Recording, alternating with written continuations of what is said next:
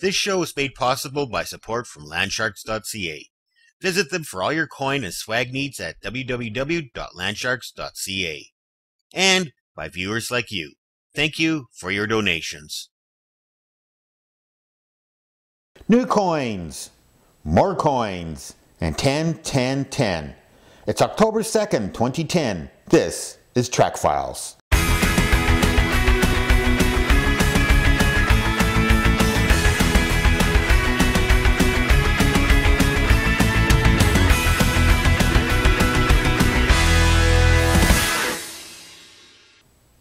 Hi there and welcome to Trackfiles. I'm your host, Icenrye. Trackfiles is a video podcast featuring caching news, equipment reviews from guest geocaching podcasters, event announcements, major milestones, and some great YouTube videos.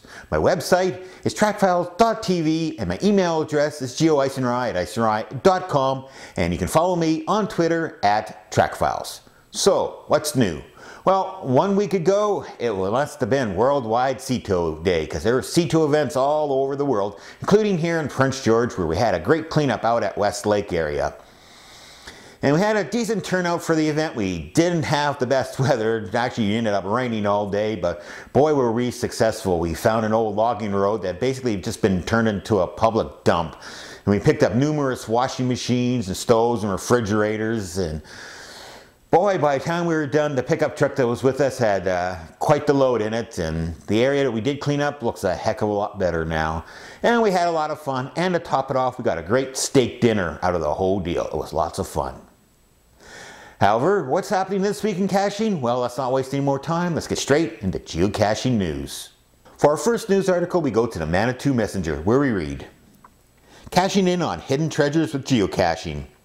Stephanie Schmidt, professor of environmental studies, had no idea there was geocaching in Northfield until this summer when her 13-year-old brother became interested in the pastime.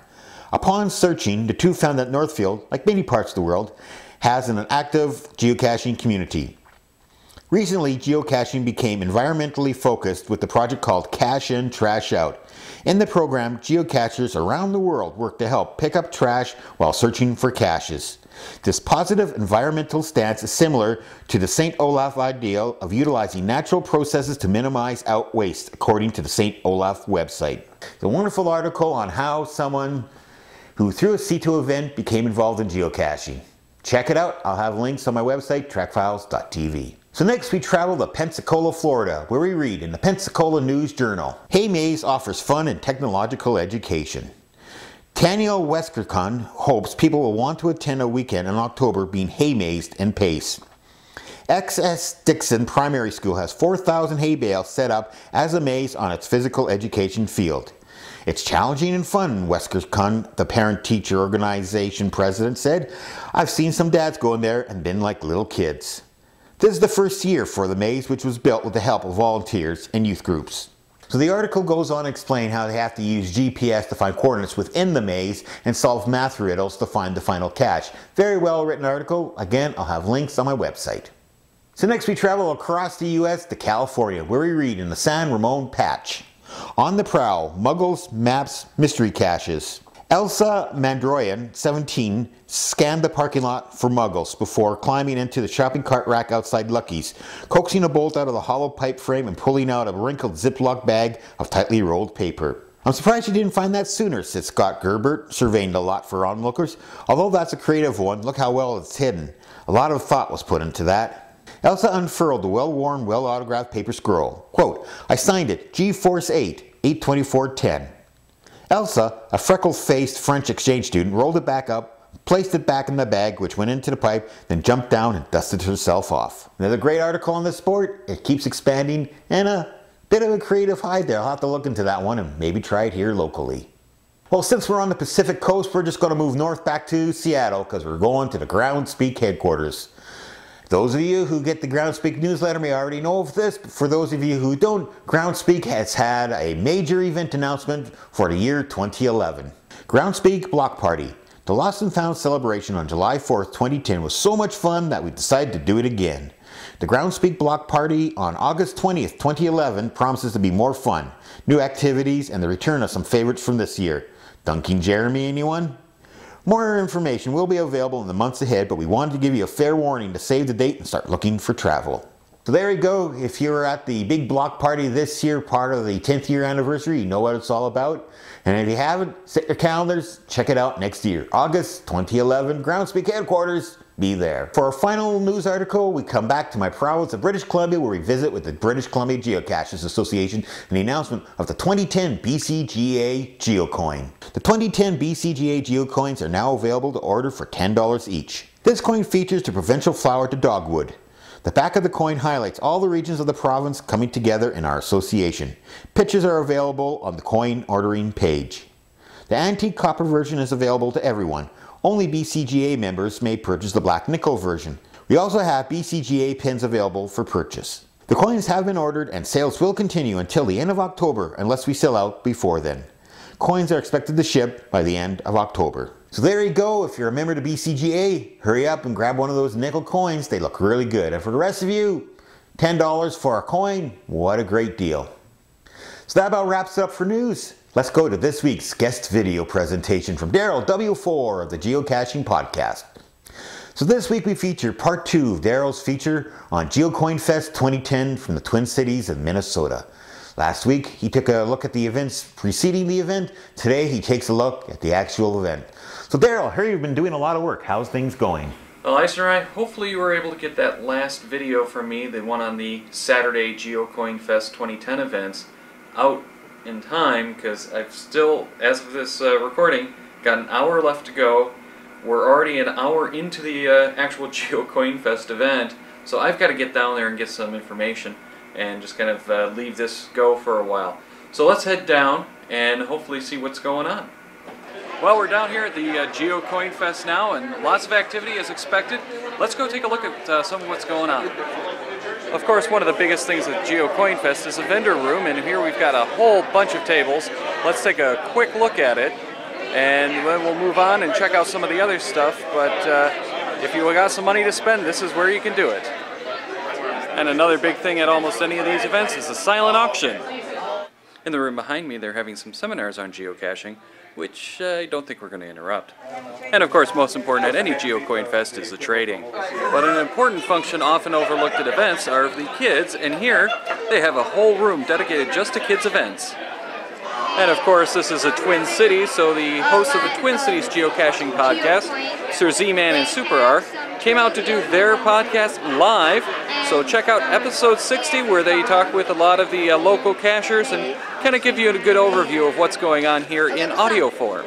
I also cornered Avro Air and asked him a little bit about today's seminars. So the first seminar, we tried to make a couple of seminars that people who had questions about coins could ask about.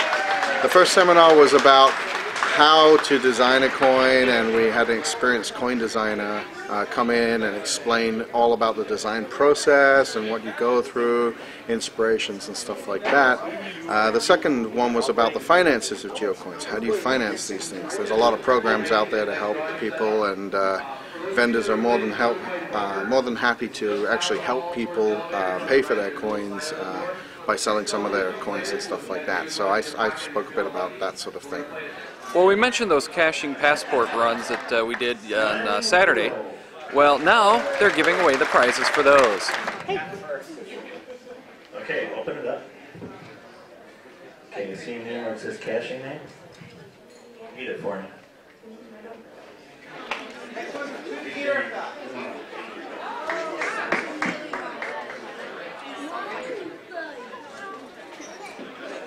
Angry Angus. Well, we still got a few more hours for Geocoinfest, but for Dree and I, it's over because we got to catch our flight back to Detroit. I want to thank everyone for putting on a great event, and also I'd like to thank Sir Z-Man and Super R for taking us around on some great caching yesterday. But now, back to Icenrye in the studio. So Daryl, thanks for that great article. What was that? You got one more thing? Oh, but actually, Avro Air gave us one more thing. Hi, my name's Avro Air. I was the planner of the first Geocoinfest, and we're here in Twin Cities in 2010. Next year's Geocoinfest is going to be in Charlotte, North Carolina, and I'm excited to announce we also have a European Geocoinfest. It'll be in Cologne, Germany. Well, thanks for that heads up, gentlemen. So there you go. Set your planners for 2011 Geocoinfest. Looks like it's going to be a great party. Speaking of events, it's time to take a look at this week's geocaching event calendar. All these events are featured on 10/10/10. That's October 10th, 2010.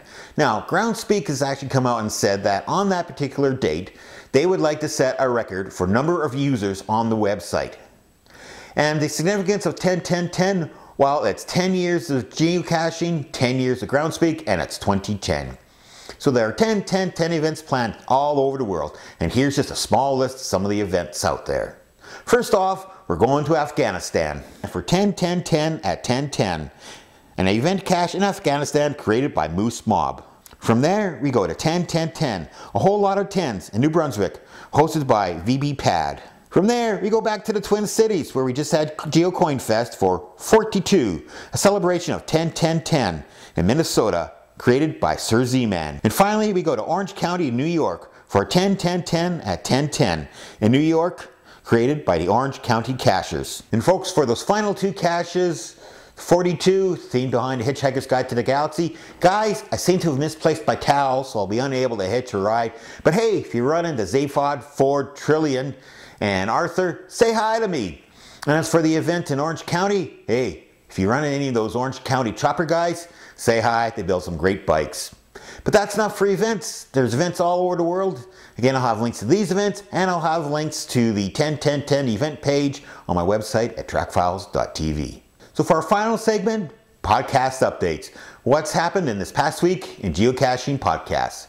First off, we start with Cachemaniacs, where Dale and Dree interview Huckabee, who dreams of caching in Alaska in June. Next, we meet up with X-Punk X and his geocaching podcast, where they do group travel caching, and they talk to Roddy of geocaching journeys about group travel caching. And from there, we meet up with Head Hard Hat of GeoSnippets, where he's put out a new video on how to deal with Muggles. As usual, links on my website, trackfiles.tv. These are all great geocaching podcasts, folks. Link to them, subscribe to them, check them out. They're very entertaining and extremely informative. Well, that about wraps up this episode of Trackfiles. But before we go, a couple of quick notes. First off, mad props to Landsharks for their continuing sponsorship of Trackfiles.